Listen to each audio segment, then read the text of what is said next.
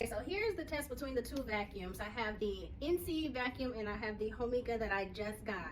And I'm going to do a different test than what everybody else has been doing. I'm going to test it on my rug and you're going to be able to see and hear what is happening and why one seems to have a little bit more power than the other. Check it out. I'm turning these both on.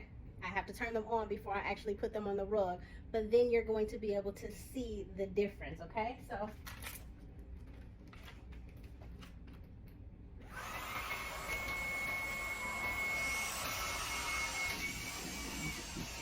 this is already off. This is turned off.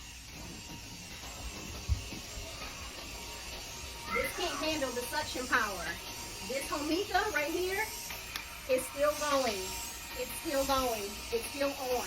This has turned off because it cannot handle the suction power.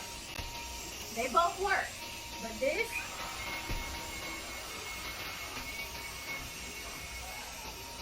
every time it cuts right off. This one, I can vacuum that entire rug and it will be just fine because it can handle the power.